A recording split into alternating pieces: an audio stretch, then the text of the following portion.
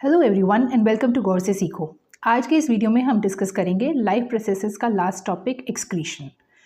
We have already spoken about कि nutrition क्या है, खाने को लेना, उसका डाइजेशन पढ़ लिया हमने, फिर उसके बाद हमने रेस्पिरेशन पढ़ा कि फाइनल जो सेल्यूलर रेस्पिरेशन है वो एनर्जी रिलीज कर रहा है एंड कैसे ये चीज़ें ट्रांसपोर्ट हो रही हैं। लास्ट टॉपिक एक्सक्रीशन जो है वो एक बहुत मेजर इंपॉर्टेंट लाइफ प्रोसेस है। क्यों? क्योंकि हम जो चीज़ें खा रहे हैं उनमें कुछ ऐसी चीज़ें भी हैं जो बिल्कुल भी डिज़ायर्ड नहीं है बॉडी से। फॉर एग्जाम्पल, हमने जैसे ऑक्सीजन ब्रीथ करी और कार्बन डाइऑक्साइड निकाल दी, सिंपल गैसेस एक्सचेंज से कार्बन डाइऑक्साइड बॉडी से बाहर चली गई। उसी तरीके से जो अनडाइजेस्टेड फूड है वो इजेस्ट हो गया इनस से। जब डाइजेस्टिव सिस्टम पढ़ा तो डाइजेशन के थ्रू जो चीज़ें नहीं पच पाई, अनडाइजेस्टेड फूड था, सॉलिड वेस्ट, वो बाहर निकल गया। लेकिन कुछ ऐसी चीज़ें हैं जो इसके थ्रू बाहर नहीं जाती, ना कार्बन डाइऑक्साइड के थ्रू गैसेस एक्सचेंज में नहीं जाती हैं बाहर, और ना ही इस फीकल वेस्ट में जाती हैं। उनको निकालने के लिए अलग से मैकेनिज्म है और उसे बोलते हैं हम एक्सक्रीशन। एक्सक्रीशन हम दो पार्ट्स में पढ़ेंगे, excretion in animals and excretion in plants. बात करते हैं ह्यूमन बींग्स के अंदर कौन से ऐसे चीज़ें हैं जो ह्यूमंस के लिए बहुत डेंजरस हो सकती हैं, इनफैक्ट फेटल हो सकती हैं, डेथ कॉज कर सकती हैं अगर बॉडी के अंदर बहुत बढ़ जाएं। और उसमें प्राइमरीली है हमारा नाइट्रोजनस वेस्ट, यूरिया, अमोनिया। ये चीज़ें अगर ब्लड के अंदर हाई लेवल में रहें तो डेंजरस हो सकती है। इनको बाहर निकालने के लिए जो प्रोसेस है वो एक्सक्रीशन का है, और मेजर जो रोल एक्सक्रीशन का प्ले करती हैं वो है किडनीज़। स्वेट के थ्रू भी ये प्रोडक्ट निकलता है। स्वेट मतलब पसीना जब निकलता है तो कुछ डिजॉल्व सॉल्ट्स और यूरिया निकलता है, बट मेजरली जिसको फिल्टर करता है वो है हमारी kidneys. Kidney bean shape structure है, जैसे राजमा का दाना होता है ना, उस तरीके से होती हैं। दो किडनीज होती हैं, there is always a pair of kidneys, back में पीछे की तरफ होती हैं। ठीक है, किडनीज जो है वो फिल्टर करके यूरिन को बनाकर दो ट्यूब्स होती हैं यूरेटर, उससे पास करके एक ब्लैडर में स्टोर करती हैं यूरिन को। ठीक है, वो ब्लैडर मस्कुलर होता है, उसके ऊपर नर्व्स का कंट्रोल होता है, और जैसे ही वो ब्लैडर भरता है तो प्रेशर फील होता है और हमें यूरिनेट करने का मन करता है, और इसलिए हम यूरिनेट करते हैं। ब्लड इतना सारा है, बार बार हार्ट के थ्रू जा रहा है, बॉडी के थ्रू जा रहा है, और इस प्रोडक्ट को कैरी कर रहा है, वेस्ट को भी कैरी कर रहा है। ठीक है, ब्लड किडनी के थ्रू बहुत बार फिल्टर होता है, 180 लीटर फिल्ट्रेशन होती है 24 घंटे के अंदर, लेकिन यूरिन आउटपुट कम होता है। सो प्रोसीजर क्या है? हमने ये भी जाना है कि कौन सी भी वेसल्स होती हैं। आर्टरीज वो वेसल्स होती हैं जो ब्लड ऑक्सीजनेटेड ला रही हैं, है ना। यही आर्टरीज किडनी में भी जाती हैं। आर्टरी जहाँ किडनी में घुसती हैं उस आर्टरी को बोलते हैं हम renal artery. Renal, the word renal means kidney, तो रिलेटेड टू किडनी।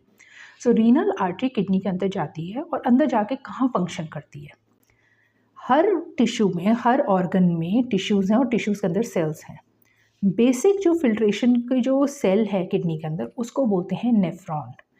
ठीक है, नेफ्रॉन एक जो आपके बुक में डायग्राम दे रखा है, आप साइड में देख पा रहे होंगे, इसमें जो स्ट्रक्चर दे रखा है उसको, नेफ्रॉन को बेसिकली वो लपेटा हुआ है बहुत सारी कैपिलरीज में। नेफ्रॉन, इसकी जो अंदर जो स्ट्रक्चर दिख रहा है येलो कलर का, वो है बेसिकली। उसका स्टार्ट होता है ग्लोब्यूल जैसा, ऐसा कप शेप बोलते हैं, लेकिन कैप्सूल है।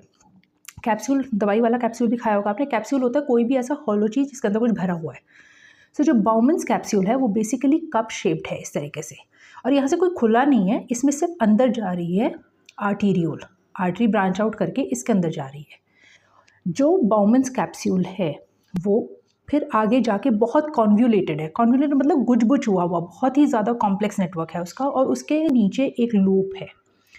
बहुत सारे नेफ्रॉन किडनी के अंदर होते हैं, मिलियंस में। ठीक है, और ये नेफ्रॉन पतले पतले होते हैं बिल्कुल, ये जुड़ के जो इनके लूप्स हैं वो फाइनली कलेक्टिंग डक्ट में मिलते हैं। कलेक्टिंग डक्ट को मान लो कि घर के अंदर बहुत सारी पाइप्स हैं जो आके फाइनली एक मेजर पाइप में मिल रही है। वो कलेक्टिंग डक्ट जो है फिर जाके मिलती है यूरेटर में।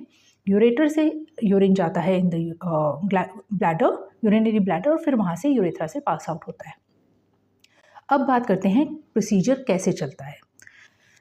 ऐसे चलता है कि जब ब्लड है वो अंदर घुसता है बाउमन्स कैप्सूल में, और अंदर जाके जो आर्टीरियोल है, जो अंदर आर्टीरियोल जा रही है, वो कंपैरेटिवली मोटी होती है और अंदर गुजबुज गुच्छा सा बनाती है, जिसे बोलते हैं ग्लोमेरुलस। ये ग्लोमेरुलस घूम घूम कर और जब बाहर को आने लगती है तब तक पतली हो जाती है। इससे हो क्या रहा है? ब्लड जा बहुत प्रेशर से रहा है, और क्योंकि अंदर वाला जाने वाला पानी का जो सोर्स है, ब्लड का जो सोर्स है वो मोटा है और बाहर निकलने का पतला है, तो अंदर एक प्रेशर क्रिएट होता है। ऊपर से बाउमन्स कैप्सूल है, उसने ढक्कन दे रखा है, अंदर इस छन्नी के ऊपर प्रेशर पड़ रहा है। फॉर एग्जांपल आप छन्नी में कुछ सामान डालो और उसको दबाओ तो नीचे प्रेशर से चीज़ें निकलेंगी। इसी तरीके से जो अंदर आर्टीरियल गई है और वो पतली पतली कैपिलरी, फाइन कैपिलरी सी बन गई हैं, उनके अंदर प्रेशर होता है। उस प्रेशर की वजह से पानी, साथ में उसके amino acids, urea, glucose, salts, ये सब चीज़ें भी बाहर निकल जाती हैं। रेड ब्लड सेल्स और प्रोटीन यहाँ नहीं निकलता, ठीक है, उनका साइज़ बड़ा होता है और नेचर ने ऐसा बना रखा है कि ये लॉस ना हो, सो वो नहीं निकलता। उसके अलावा बहुत सी चीज़ें इस बाउमन्स कैप्सूल में आ जाती हैं। बाउमन्स कैप्सूल से ये धीरे धीरे कॉन्वोल्यूटेड ट्यूब्यूल में जाती हैं, जो ऐसा गुच्छा बाहर बना हुआ है, और फिर लूप में जाती हैं।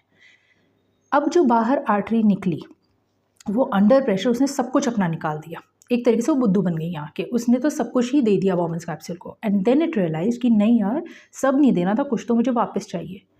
सो जितना कुछ छन के बाउमन्स कैप्सूल में गया, उसको आर्टरी जो है वो पूरे उस नेफ्रॉन को ढके हुए है, वहाँ वो वापस सिलेक्टिव रीएब्जॉर्प्शन करती है। सिलेक्टिव रीएब्जॉर्प्शन का मतलब ये है कि उसमें से पानी और बहुत सी चीज़ें एक्सेप्ट यूरिया, क्योंकि वो नाइट्रोजनस वेस्ट है, और अमोनिया, ऐसी चीज़ें जो हैं ये उसी में रह जाती हैं ट्यूब्यूल में, बाकी रीएब्जॉर्ब हो जाता है आपके ब्लड में और फिर वापस वेन्स में होकर बॉडी में चला जाता है।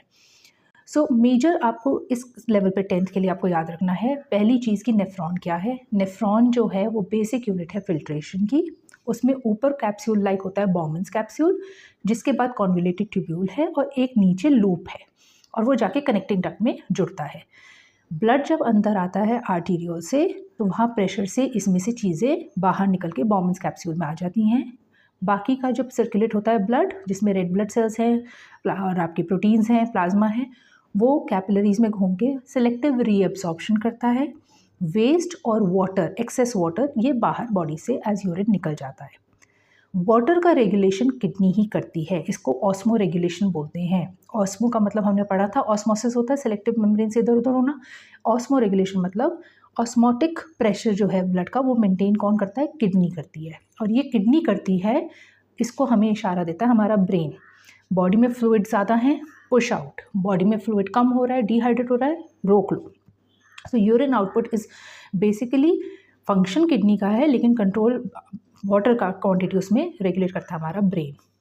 अब एक बारी उसका जो फिल्ट्रेट है वो वापस आ गया उसमें कलेक्टिंग डक्ट में, तो कलेक्टिंग डक्ट से यूरेटर में चला जाएगा और ब्लैडर में जाके स्टोर हो जाएगा।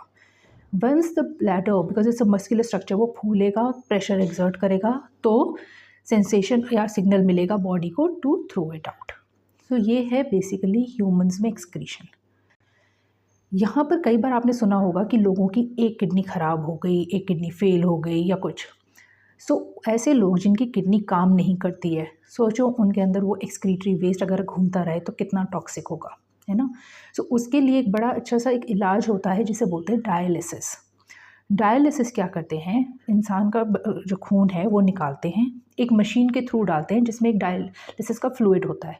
उस फ्लूइड का और ब्लड का जो सॉल्ट्स का बैलेंस, ग्लूकोज का, ये सब जो है मिक्सचर ऑलमोस्ट बराबर होता है ब्लड जैसा, ठीक। उस डायलिसिस के फ्लूइड में डालते हैं जिससे जो वेस्ट है वो उस फ्लूइड में आ जाए और बाहर निकल जाए, और फिर बाकी का बचा हुआ जो भी कंटेंट्स हैं उसको वापस ब्लड में दे देते हैं। तो बेसिकली बाहर ला के सफाई कर रहे हैं ब्लड की। So this is all about human excretory system. Plants के मामले में, प्लांट्स का सिंपल सिस्टम है, बहुत वेस्ट प्रोड्यूस भी नहीं करते, और करते भी हैं तो उनका ये कोई बहुत बड़ा मैकेनिज्म नहीं है। इस तरीके से सिंपल तरीका है। देखो, ऑक्सीजन प्लांट के लिए वैसे वेस्ट प्रोडक्ट है, जब फोटोसिंथेसिस करता है तो ऑक्सीजन बाय प्रोडक्ट है, उसको स्टोमेटा से बाहर कर देता है, ठीक है। उसके अलावा कुछ जो सेल्स हैं जो डेड होती चली जाती हैं, तो प्लांट वो पार्ट ही कट कर देता है। डेड लीव्स हो गई, लीफ गिर गई, वो वेस्ट है उसके लिए गई, ठीक है।